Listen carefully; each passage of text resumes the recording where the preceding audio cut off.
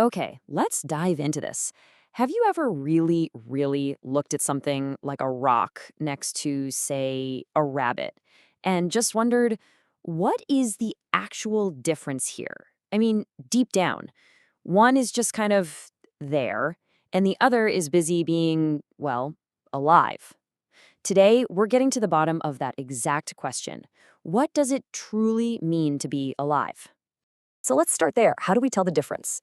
If you had to make a list right now, what are the telltale signs of life? You probably have a few ideas already popping into your head. What's the first thing you look for? For most of us, it's movement, right? A dog running around, a cow chewing its cud, people shouting, a plant slowly getting taller. These all seem like pretty solid signs. But what about a dog that's fast asleep? Or a plant in the middle of winter that isn't visibly growing? They're still alive, for sure. So visible movement, well, it can't be the whole story. And here's the real secret. The thing that's happening inside that sleeping dog, inside that dormant plant, and inside you right now. It's molecular movement. See, life is this constant, non-stop process of repair and maintenance. The universe is always trying to break things down, and living organisms are always fighting back, rebuilding and fixing themselves at a scale we can't even see. That is the real 24/7 job of being alive. So how does this constant maintenance actually work? It really all boils down to four essential jobs that every single living thing has to do just to stay in the game. You can think of it as life's ultimate to-do list. We're going to cover getting fuel, making power, delivering it, and, of course, taking out the trash. These four big jobs are the heart of what scientists call life processes. They are the invisible, non-stop maintenance crew that keeps everything running smoothly, even when you're just sitting on the couch, doing nothing at all. So let's pause for a second.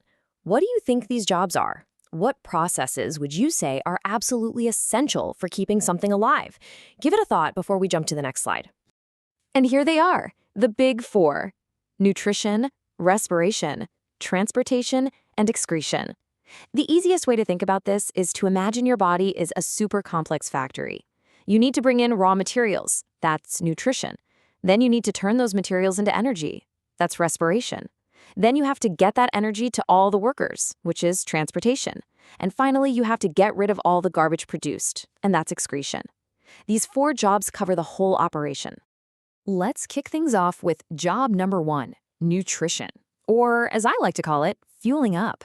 This is all about how living things get energy from the outside world and bring it inside. For us, it usually involves a plate and a fork. For plants, well, it's a bit different. So first up in the world of nutrition, you've got the autotrophs. These guys are the ultimate self-starters, the original DIYers. They literally make their own food. They take super simple stuff from the environment, like carbon dioxide from the air and water from the ground, and use sunlight to cook it into energy. Plants are the classic example, running their own little solar-powered food factories. And then there's the rest of us. We're the heterotrophs. We can't do that cool sunlight into food trick. So what do? We basically have to eat the autotrophs or eat other things that ate the autotrophs. You can think of it like this. We're constantly ordering takeout from the plant world.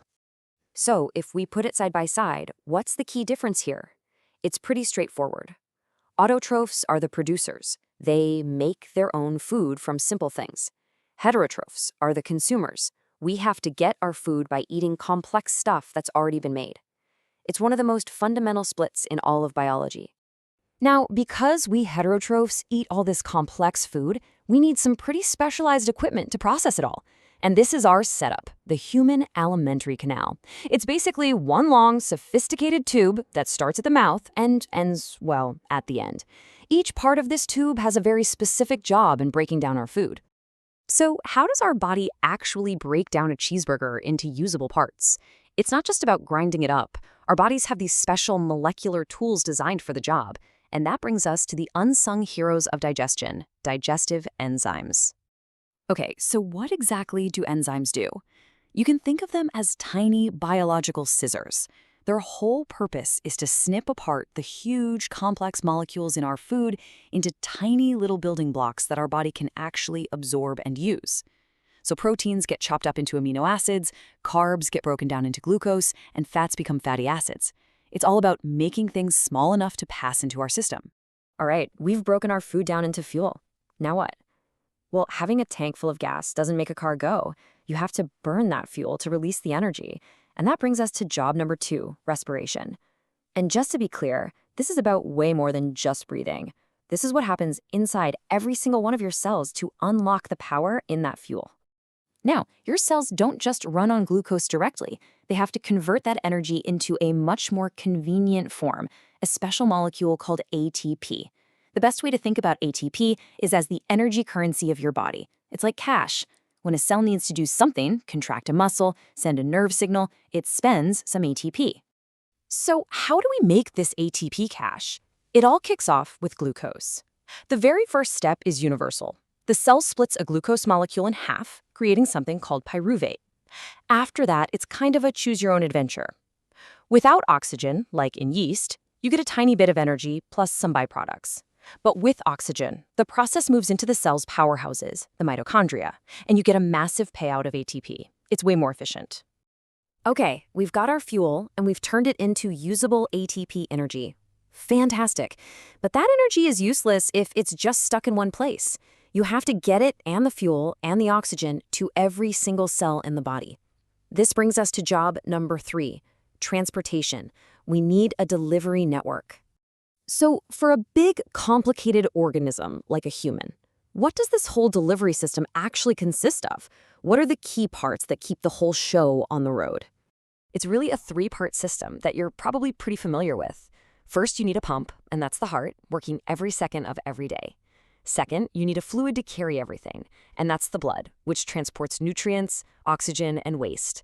And third, you need the roads, a massive network of arteries, veins, and tiny capillaries that reaches literally everywhere.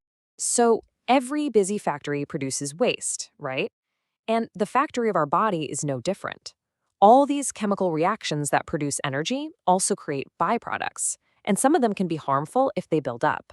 That brings us to our 4th and final job, excretion, or as I call it, taking out the trash. In humans, the main waste disposal centers are the kidneys. And if you zoom way, way in, you'll find they are packed with millions of these tiny little filtering units called nephrons. You can think of each one as a microscopic purification station for your blood, pulling out all the waste products and turning them into urine.